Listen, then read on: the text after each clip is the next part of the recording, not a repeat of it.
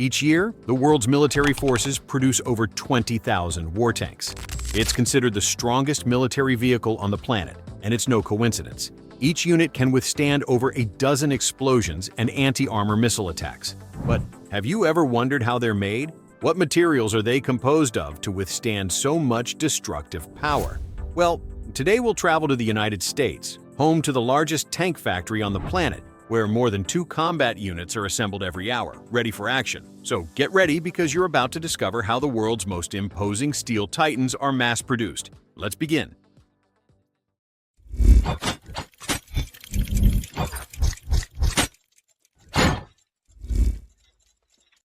Step number 1. Design and tactical planning. Designing a tank isn't just about creating an armored vehicle. It's about developing a steel beast, capable of resisting explosions, firing from miles away, and moving through deserts, mountains, or mud as if they were highways. A team of hundreds of engineers, military strategists, and defense technicians work on a top-secret project, where they must bring to life one of the most resilient war machines in existence. Using state-of-the-art military software, the team defines every detail. What type of armored steel will be used, what engine will power it, what suspension system will support its weight, and what main armament it will mount. Nothing is left to chance. This phase alone can take over a full year, and the final cost of each unit can exceed $8 million. Once everything is defined, the blueprints are transferred to computer-aided technology and transformed into ultra-detailed, full-scale 3D models. Although digital, they allow for precise simulation of every part of the tank before it's physically built. Advanced simulation tests are conducted there, recreating real impacts, chassis deformations, and even the tank's reaction to landmines or aerial bombardments. Only if the virtual model survives all tests does the project receive the green light and mass production begin. Step number 2. Arrival at the factory and component creation.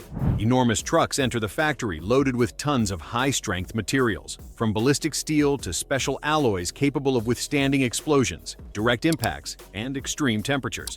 The metal blocks are unloaded and fed into enormous industrial furnaces exceeding 1,500 degrees Celsius. There, the metal melts into an incandescent liquid, which is then carefully poured into precision molds to shape the tank's key parts: the cannon, the chassis, the armor plates, and the engine mounts. Once solidified, these parts move to CNC machining centers, where high-precision machinery carves, drills, and adjusts each section with millimeter accuracy. The cannon is drilled with high-power lasers, the chassis is reinforced with internal steel ribs that transform it into a true rolling bunker, and the tracks are assembled with hundreds of articulated plates, ready to devour any terrain. With the main parts perfectly manufactured, it's time to join them and begin shaping this steel titan. Step number 3. Assembly and joining of the main body. Industrial cranes and automated vehicles transport all the parts to the assembly hall, where one of the most impressive phases of the entire process begins. On a perfectly synchronized military production line, robotic arms, hydraulic cranes, and specialized operators assemble each component with surgical precision. First, the chassis base is constructed, where the axles, sprockets, and articulated tracks are mounted. Then, enormous heavy-duty cranes place the reinforced chassis onto this base. At this point, the internal compartments for the crew, engine, ammunition system, and all combat electronics are also integrated.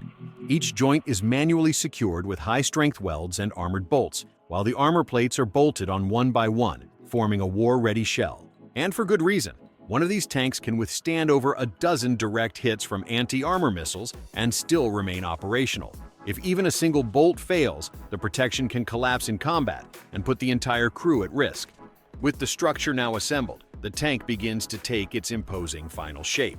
But it's still nothing more than a piece of armored steel incapable of moving, so it's time to make it functional. Step number 4. Engine and propulsion system. Installation. In specialized rooms, technicians install a high-performance diesel engine, capable of generating up to 1,500 horsepower. It must not only move over 60 tons of steel, but do so with raw power across any terrain, from desert dunes to deep mud. Using precision cranes and hydraulic tools, operators fit the engine block into the rear compartment and connect all critical systems: transmission, turbochargers, and combat radiators, all designed to withstand extreme conditions without failure. The connection of these elements to the chassis is vital. Each track, axle, and gear must work in perfect synchronicity, or the tank simply won't move. Before proceeding, a specialized team dry tests each component to ensure everything functions perfectly and without faults. Only when everything is checked and approved does the tank advance to the next process of its transformation, equipping it with weapons and preparing it for combat. Step number 5. Armament and Combat System Assembly. The tank enters an armored assembly hall designed exclusively for installing heavy weaponry. With the help of specialized machinery, operators install the main turret, the armored module that will house the gunner and the entire offensive system. The main cannon is then coupled to it, a piece over 6 meters long, capable of launching armor-piercing projectiles over 4 kilometers away.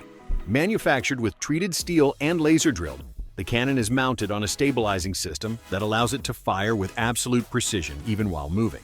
The recoil is brutal, but the structure is designed to absorb it effortlessly. Afterward, the secondary systems are integrated: machine guns, grenade launchers, and smoke emitters. Everything is connected to an internal command center with touchscreens, where the crew controls each system with absolute precision.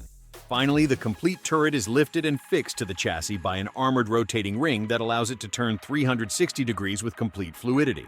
With all armament installed, it's time to equip and activate the entire defense system. Step number 6. Defense System Assembly. With the body assembled and armament in place, only one thing remains for the tank to be truly battle-ready: its ability to defend itself. In this phase, specialized teams install all advanced electronic systems: satellite navigation, thermal sensors, proximity radars, external cameras, and assisted targeting. Everything is integrated into a digital command center with touchscreens and algorithms capable of suggesting real-time tactical decisions. Encrypted communications are also incorporated here, allowing contact with the rest of the unit even under enemy interference. After this, the armor is reinforced with reactive plates and active electronic defenses, capable of detecting and neutralizing threats before they impact. Each system is calibrated to the millimeter, as a single failure can mean the difference between destroying or being destroyed. And now, the tank is fully assembled, but before heading to the battlefield, it must pass its most demanding test: extreme quality control. Step number 7.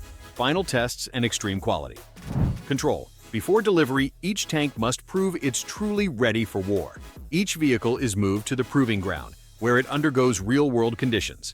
The cannon is fired to verify recoil, it's partially submerged in water to detect leaks, and it's maneuvered over slopes, deep mud, and uneven terrain. Then, technicians fire live ammunition at its armor to confirm it can withstand direct impacts without compromising internal safety. If anything fails, the tank is disassembled. There are no second chances here. Each unit is verified by specialized military inspectors before receiving the seal of approval. Only those that absolutely pass all tests receive final approval and are ready to be sent to armies around the world. The United States Army alone possesses over 8,000 operational tanks, representing more than $100 billion invested in these steel behemoths, an example of the gigantic power and reach of this military industry. Finally, tell us, did you imagine this entire process? Would you like to pilot one? Leave your answer in the comments, and if you like this video, don't forget to like, subscribe, and hit the notification bell so you don't miss the next factory tour.